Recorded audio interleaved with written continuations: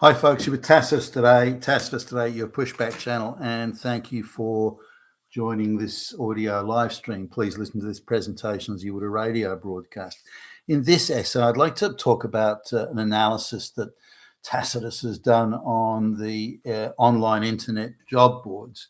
And part of the reason for this is that we hear all the time on the media that the West is a high-tech society, advanced technology, everything. Everyone needs to know how to code, and it's high-tech skills. We need skills, shortage of skills. We've got to bring people in from third world shithole basket cases because they have the skills and we don't here in the advanced West, and so on and so forth. So there's just a constant miasma of this insane and ridiculous, absurd propaganda.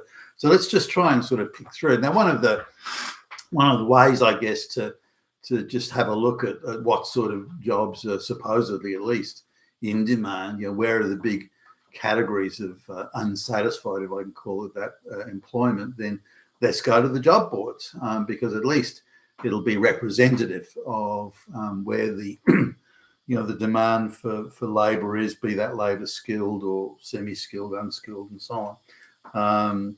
So let's have a look at that.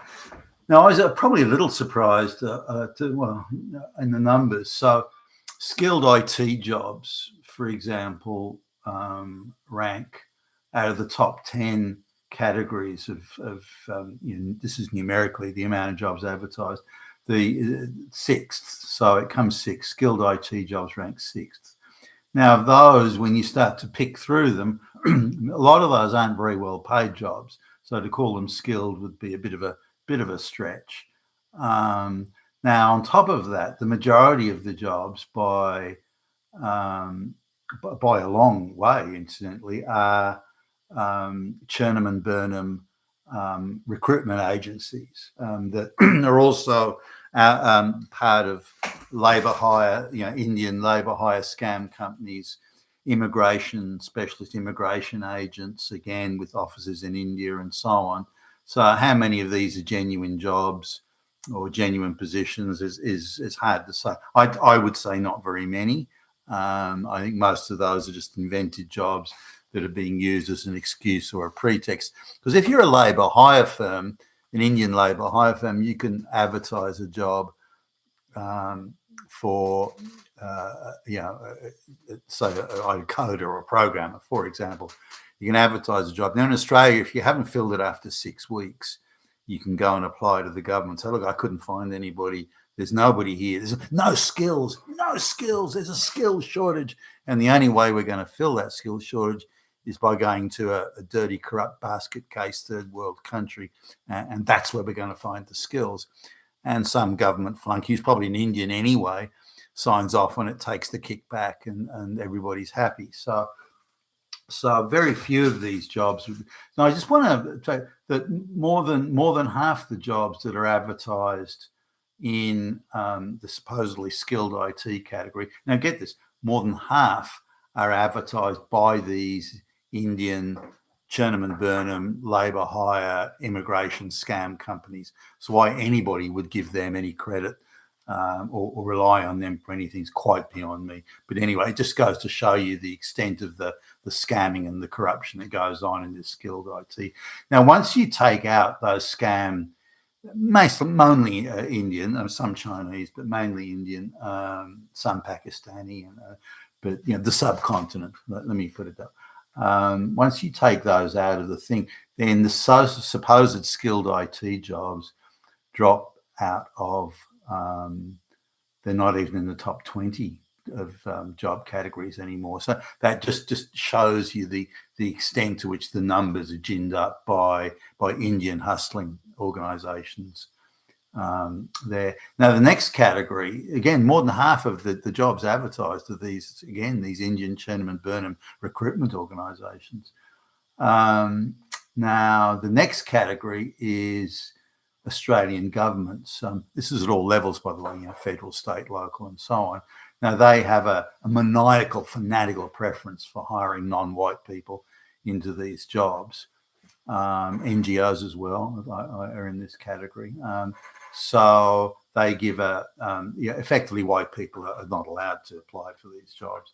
And I'd say a lot of these jobs are created simply to provide employment for the massive Indians that are being brought into the country.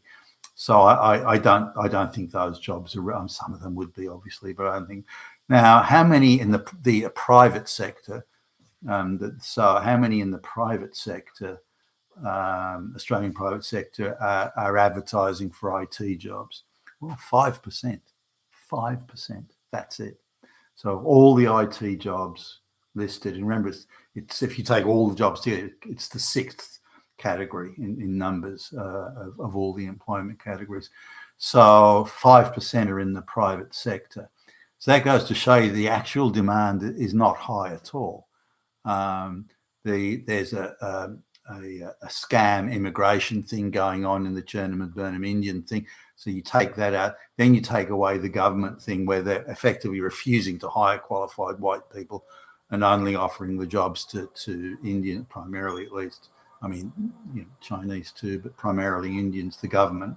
You take those two out, then the supposed skilled IT jobs fall away to next to 2/5 of fuck all. There's very few if you just look at the private sector and what are probably genuine jobs. Now, on top of that, there's a lot of jobs that are in the IT thing that are short term. They're 3 months or 6 months or 12 months, and that Indians may take those jobs. Now, typically, when a short-term gig is offered, it's better money because you've got a lot of uncertainty, and they want you, the highly skilled operative, to take the job. They may genuinely need the skills. Take the job. It's only for a short time. Plus, they have the right to let you go if the job's done early, for example, or if they change their minds. So there's a preference for white people may sue them for breach of contract, for example, but Indians and subcontinent people won't, and they'll dangle in front of them the possibility of citizenship and these sorts of things, which is like, it's like moths to a flame when you talk about Indians. Remember, there's 900 million Indians that are desperate to get the fuck out of India. And according to the Indian government, their major export, above all else, is to get rid of their surplus population. So that always needs to be considered in the backdrop. So here we go. In these supposed IT jobs where there's endless stories about the shortage of IT skills generated by government, but it's just a conduit, just another way of just rebadging mass migration. That's all it is. These people aren't needed, and there are plenty of white people that could take the job, or that could very, very easily be quick, short-term trained to do the job in the event that they only had 90% of the skills. Now, also, you've got the factor with when there's a white person being interviewed, straight white male Christian being interviewed for the job. He's got to meet a very high bar of skills and credentials.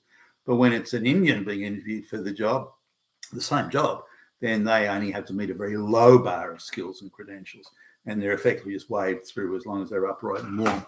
And this is of course the difference. So they're purposefully and willfully making white people unemployable by just putting the bar very, very high for them to meet in these jobs. So just having a look at the job categories, then these are now there's some duplicates in here, and I've done some rounding off, but these are the biggest category of jobs overall is labouring, just straight out unskilled grunt labouring.